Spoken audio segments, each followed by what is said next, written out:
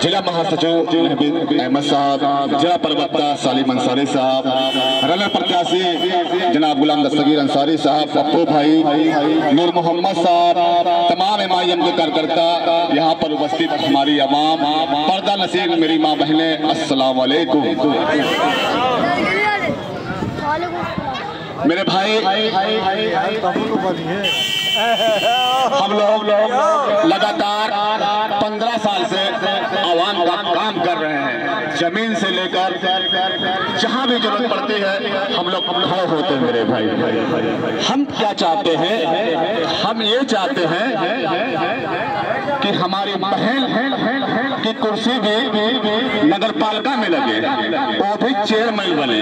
हम चाहते हैं हमारा नौजवान जो यहाँ बैठा हुआ है, मैं ये चाहता हूँ कि वो भी विधायक बने।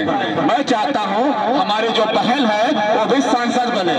हमारी लड़ाई हिस्सेदारी की है, न तो किसी जात से लड़ाई है, न ही किसी धर्म से लड़ाई है, न ही किसी मजहब से लड़ाई है। मेरे भाई, मेरी माँ बहनें, आप सोचिए 7% वाला यादव मुख्यमंत्री बनता है, 22% वाला मुसलमान झंडा लगाता है, दरी बिछाता है, कुर्सी लगाता है।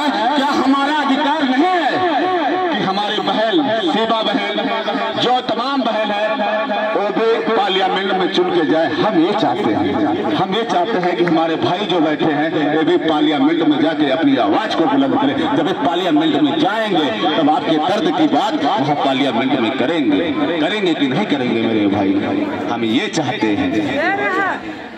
मेरे भाई, कांग्रेस के शासनकाल में सबसे बड़ा नरसंहार हुआ है। भागलपुर में नरसंहार हुआ, हमारे माँ बहनों को कत्ल कर दिया गया, छोटे छोटे मासूम बच्चों को कत्ल कर दिया गया। सरकार कांग्रेस की थी। कत्ल करने के बाद आपके आंखों में आंसू हो जाएगा मेरे भाई। वहां पे उनको दफन कर दिया गया। उसके बाद उस पर गोभी की खेती हुई। मुरादाबाद में ईद के दिन ईदगाह में कांग्रेस की हुकूमत में गोलियां मार दी गई मुसलमानों को। कांग्रेस के शासनकाल में हमारे नौजवानों को फर्जी मुकदमे में लगाकर, आतंकवादी का ठप्पा लगाकर उनको जेलों में डाल दिया। कोई 20 साल बाद छूटता है, कोई 25 साल बाद छूटता है। उनकी तो जिंदगी बर्बाद कर दी। जो आदमी 25 साल जेल में बिता देगा तो उसकी जिंदगी, उसका परिवार बिखर जाता है। मेरे भाई, हम ये चाहते हैं कि हमारे समाज को भी हक और अधिकार मिले। सत्ता में हम भी चाहते हैं कि सत्ता में हमारी भागीदारी होना चाहिए कि नहीं होना चाहिए? तो इस बात को मैं आपको पहले बात तो सलूट करता हूँ, आप लोगों को सलाम करता हूँ। काशी रवान के एक आवाम को सलाम करता हूँ कि आप लोगों ने हमको नगर पालिका में बहुत अच्छी तादाद में वोट दिया था। दिल से सलाम है, दिल से सलाम है आप लोगों को। मैं ये चाहता हूँ कि आप लोग भी नेता बनिए। आप लोग हमारी पार्टी में, मैं दावत देता हूँ कि आप भी राजनीति करिए। राजनीति में भागीदारी जरूरी है। जिसका कोई दल नहीं उसका कोई हल नहीं। समझो इस बात को। सियासत करना जरूरी है मेरे भाई। सियासत आप नहीं करेंगे तो आप कुछ नहीं कर पाएंगे। जो लोग तो हम भेजते हैं, मुख्यमंत्री बनाते हैं, उनके समाज के लोग सांप्रदायिक हो गए। थाने में आएंगे यादव समाज के लोग तो सबसे ज्यादा नुकसान मुसलमानों को करते हैं कि नहीं करते हैं? हम उनको मुख्यमंत्री बनाते, हमारी ओर से मुख्यमंत्री बनता है और उस मुख्यमंत्री का फायदा उसके समाज को मिलता है। तो जब समाज का आदमी किसी विभाग में आता है तो हमारे ही समाज को प्रताड़ित करता है। मैं पूछना चाहता हूं, समाजवादी की सरकार में हमारे मुसलमान नौजवानों को कितना रोजगार दिया? कितने लोगों को नौकरी मिला? अगर आपकी पार्टी होगी, आपके लोग होंगे तो आपके दुख दर्द को समझेंगे, आपके क्षेत्र का विकास होगा। हमारे भाई भी नौकरी में आएंगे, उनको भी रोजगार मिलेगा। आप देखते होंगे कहीं पानी नहीं आ रहा है, कहीं सड़कें टूटी हुई है, कहीं लाइट बिगड़ा पड़ा हुआ, कोई काम होता है मेरे भाई?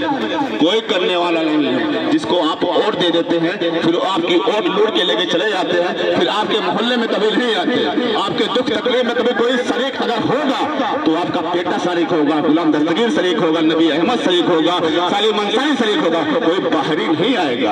आपके दर्द को अगर कोई समझेगा तो आपका बेटा समझेगा, आपका भाई समझेगा, ईमान वाला समझेगा।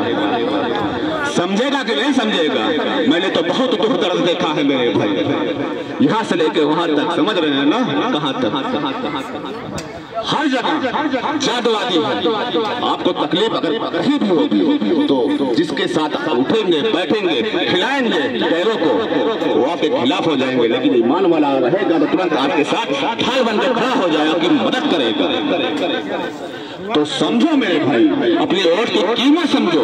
हमारे वोट लूट लेते हैं, हम सपा को वोट दे, बसपा को वोट दे, कांग्रेस को वोट दे, तो जीतने के बाद चला जाएगा खाकी वाले के पास, क्योंकि ये सब मानसिक रूप से बीमार हो चुके हैं। इनकी मानसिकता है सिर्फ बीजेपी को जिताना। 80% वाले बीजेपी को वोट दे रहे हैं। 20% वाले से कहा जाता है कि आपको संविधान बचाना है। 20% वाला संविधान बचा पाएगा? जब सब संविधान को ही तोड़ने की बात कर रहे हैं तो 20% वाला संविधान कैसे बचा पाएगा? इस बात को समझो मेरे। अपनी वोट की ताकत समझो। वोट से नेता पैदा करते हो। हमारे वोट लूट के लेके चले गए, विधायक बन गए। आज हमको चिढ़ाने का काम कर रहे हैं, बीजेपी में जा रहे हैं। हमने विधायक बनाया भैया जी को, पापा को विधायक बनाया, भैया को सांसद बना दिया और सारे लोग भाग गए बीजेपी में। तो समझो हम कहीं नहीं भागने वाले। आपको छोड़ के हम आपके साथ रहेंगे। दुनिया की कोई ताकत MIM वाले के नहीं खरीद सकता। वो सिक्का ही नहीं बना तो किसी MIM के पदाधिकारी को खरीद ले इंशाअल्लाह।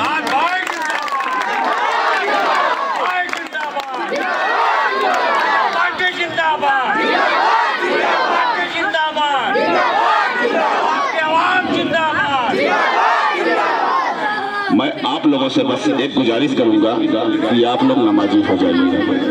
आप नमाजी हो जाएंगे तो आपका आवाज आबाद हो जाएगा इंशाअल्लाह। नमाज पढ़ेंगे आप लोग, पढ़ेंगे नमाज, 5 टाइम नमाज पढ़िए। उसके बाद देखिए अल्लाह की मदद आएगी इंशाअल्लाह। अपने बच्चों को पढ़ाओ, भूखे रह जाओ, खून बेचना पड़े खून बेच दो, अपने बच्चों को पढ़ाओ, लायर बनाओ। पढ़ाओगे? जिस दिन आप अपने बच्चों को पढ़ा लेंगे उस दिन इंशाअल्लाह आप कामयाब होंगे। क्योंकि आने वाला समय बहुत ही बेकार है, बहुत ही खराब आने वाला है। इस बात को समझो। जिसके पास कलम में ताकत रहेगी वही राज करेगा, वही राज करेगा। आपके खिलाफ कौन सा कानून बनता है, कौन से लोग आते, आप कानून को समझो। कानून को समझ गए तो किसी की हैसियत नहीं है जो आपको डरवा के चला जाएगा इंशाअल्लाह। तो समझो मेरे भाई, नहीं समझोगे तो मिट जाओगे। मुफ्ती सलमान अजहरी साहब ने क्या बोला था? एक शेर बोला था, कुछ देर की खामोशी फिर शोर आएगा। आज उनका वक्त है, कल हमारा दौर आएगा।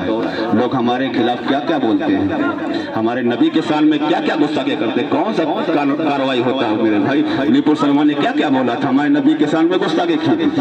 आप सबका साथ, सबका विकास की बात करते हैं, क्यों नहीं कार्रवाई की? राजा आज बोलता है हमारे नबी के साल में गुस्ताखी करता है, हमारे इस्लाम के बारे में बुरा बोलता है, क्यों नहीं कार्रवाई करते? मैं मोदी जी से पूछना चाहता हूँ। नहीं करेंगे। और नाम देख के काम करते हैं, दाढ़ी दे के काम करते हैं, टोपी दे के काम करते हैं। इस देश को आजाद कराने के लिए आपका योगदान आप जानते हैं। मुसलमानों का योगदान कितना है जाके इंडिया गेट पर देख लेना मेरे भाई। कश्मीर से लेके कन्याकुमारी तक कोई ऐसा पेड़ नहीं बचा जहां हमारे उलमाओं की लाश नहीं चली। आज हमारे ऊपर उत्पीड़न किया जा रहा है, हमारी इबादत गाहों को शहीद किया जा रहा है, हमारे कब्रिस्तान को कब्जा किया जा रहा है। जुल्म का मैं बता रहा हूँ, जुल्म का अंत बहुत खतरनाक होता है इंशाअल्लाह। इनका अंत होगा इंशाअल्लाह, ऐसा अंत होगा जैसा नमरूद और फिरौन को हुआ था। समझिए इस बात को। लेकिन आप अपने भाई को भाई समझिए, अपने पड़ोसी को पड़ोसी समझिए। पड़ोसी में कोई बीमार है, ले जाके अस्पताल इलाज करवाइए। किसी बहन की शादी नहीं हो रही है, चंदा लगा के उसकी शादी करवा दिए, सबसे बड़ा सवाब है। हम अपने समाज की मदद खुद करना पड़ेगा और 7 समुंदर पार से कोई हमारी मदद नहीं करने आएगा। समझो इस बात को। जिस दिन मुसलमान समझ गया, अपने भाई को भाई समझ लिया, उस दिन मुसलमान कामयाब हो जाएगा इंशाअल्लाह। बहुत बहुत शुक्रिया। मैं फिर से आप लोगों का तहे दिल से शुक्रिया अदा करता हूँ। कहने सुनने मुझसे कोई गलती हो तो माजरत चाहता हूँ। अस्सलाम वालेकुम रहमतुल्लाहि व बरकातुहू।